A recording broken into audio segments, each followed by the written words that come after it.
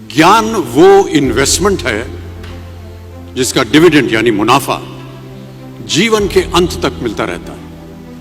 मैं ऐसा मानता हूं कि एक सामान्य जिंदगी जीने के लिए इंसान को रोटी कपड़ा और मकान के अलावा अगर किसी चीज की सबसे ज्यादा जरूरत होती है तो वो है शिक्षा, एजुकेशन।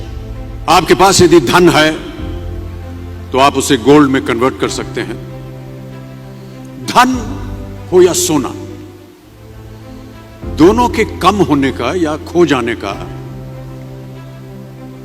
डर हो सकता है, पर यही धन को अगर हम नॉलेज में कन्वर्ट करते हैं तो वो कभी कम नहीं होगा और ना ही उसकी चोरी हो सकती है। देखिए, जीवन में मुझे बहुत सी बातों ने प्रभावित किया है। मेरे ये अनुभव सुनने में शायद साधारण लगे, पर इनमें छिपा सार असाधारण है, अनमोल है।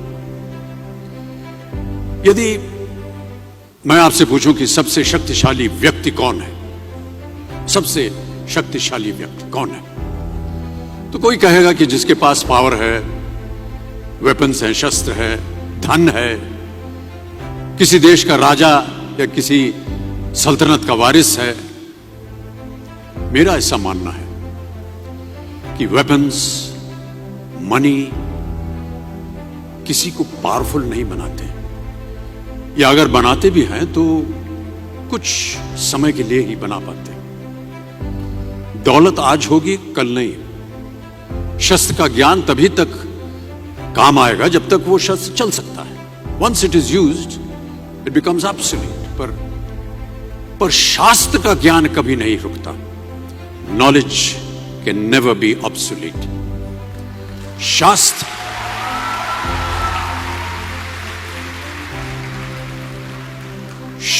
ज्ञान शस्त्र ज्ञान से ज्यादा असरदार, प्रभावशाली और शक्तिशाली होता है।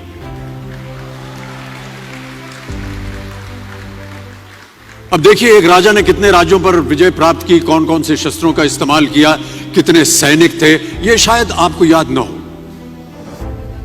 पर जीरो की खोज किसने की, बल्ब का आविष्कार किसने किया, राष्ट्रगान किसने लिखा, ओथेलो मैकबेथ की रचना किसने की, ये आपको जरूर याद रहेगा।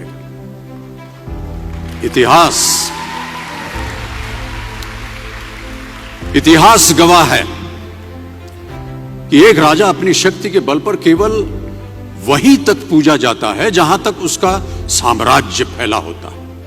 वो केवल अपनी प्रजा का प्रिय होता है। पर अपने ज्ञान की कीर्ति फैलाने वाले Albert Einstein, William Shakespeare, Rabindranath Tagore सिर्फ अपनी जन्मभूमि में ही नहीं बल्कि पूरे विश्व में पूजे जाते हैं।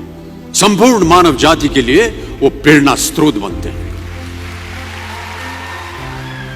ज्ञान का धनी व्यक्ति हमेशा ही सम्मान और आदर योग्य होता है, क्योंकि ज्ञान वो कवच है, वो शील्ड है जो आपके जीवन में आने वाली कठिनाइयों से आपकी रक्षा करेगा। फिर किसी भी शस्त्र की आपको आवश्यकता नहीं होगी। दो चीजें इंसान यदि अपने जीवन में एक बार सीख लेता है तो वो उसे कभी भूलता नहीं। एक है तैरना, स्विमिंग, दूसरा है साइकिल चलाना। सालों बाद भी अगर आप इन क्रियाओं को करेंगे तो कभी भी इस बात की चिंता नहीं होगी कि आपको स्विमिंग करना या साइकिल चलाना याद है कि नहीं। You will confidently do it. काश कि हम पढ़ाई भी इसी नजरिए के साथ करें, that when you will chase knowledge, numbers will always follow. देखिए, महाभारत में जब गुरु द्रोणाचार्य ने एकलव्य को अपना शिष्य मानने से और अपने गुरुकुल में लाने से इनकार कर दिया था, तो एकलव्य ने क्या किया, अपने गुरु की प्रतिमा, एक मूर्ति बनाई और केवल उस मूर्ति से प्रेरणा लेकर ही धनुर्विद्या सीखने में वही सफलता प्राप्त की जो बाकी योद्धाओं को द्रोणाचार्य के गुरुकुल में रहकर हुई। उस प्रतिमा के रूप में एकलव्य को हमेशा अपने गुरु के पास रहने का एहसास था। और जब गुरु साथ में हो तो सफलता हासिल करने से आपको कोई भी नहीं रोक सकता है।